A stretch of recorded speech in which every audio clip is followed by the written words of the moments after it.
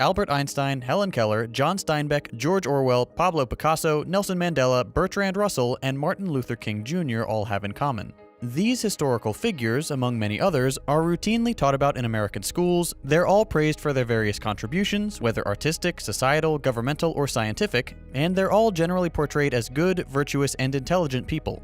But they also have one more thing in common, something that's never mentioned in American schools. They were all socialists. In this episode, we're going to take a brief look at how history, especially American history, tends to whitewash radical figures, and why it's done.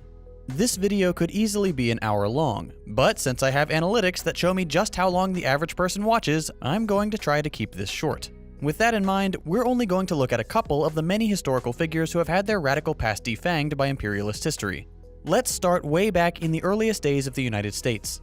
These days, it can be pretty hard to find anything to like about modern politicians in the US, with many Americans complaining that, in decades past, those who ran for office possessed integrity and unimpeachable morals that current candidates lack. The further back most people look, the more wistful they seem to become.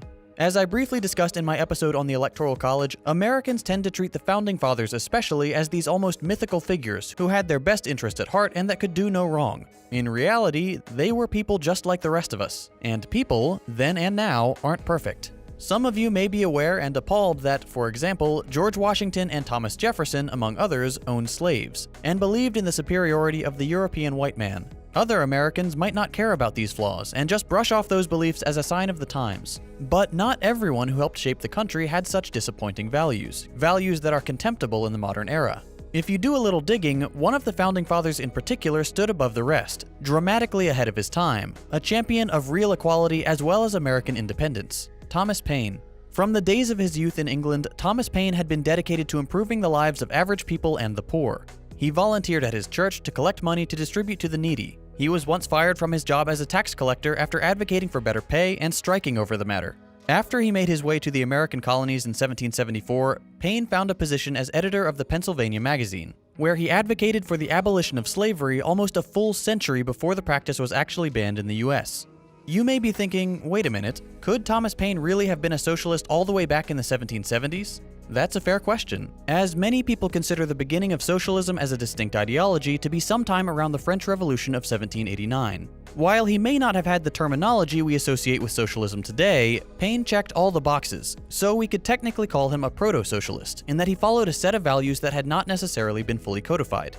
Paine was deeply concerned for the world's poor, he was staunchly against the British rule of the American colonies, and he dedicated his life to fostering a revolutionary spirit among his readers, first in the colonies and then abroad. His most well-known pamphlet, Common Sense, decries rulers and those who lust for power, saying, "Men who look upon themselves born to reign and others to obey soon grow insolent. Selected from the rest of mankind, their minds are early poisoned by importance, and the world they act in differs so materially from the world at large that they have but little opportunity of knowing its true interests, and when they succeed to the government are frequently the most ignorant and unfit of any throughout the dominions." Once the Revolutionary War was over and the Founding Fathers had settled into positions of power, Paine was expelled from government and labeled unpatriotic for rightly accusing a fellow diplomat of war profiteering. Not content with having freed just one nation from hereditary rule, Paine was determined to do the same thing in France during their own revolution. From his home in London, and against the will of both the British and French governments, Paine published The Rights of Man, which demanded the universal acknowledgement of inalienable rights to the entire population, and proposed systems to allow for these rights to flourish. Those systems included universal welfare, childcare, education, and pension. Years later, having burned all his bridges with the leadership of Britain, France, and the US, Paine died penniless and alone in New York. Only 6 people attended his funeral.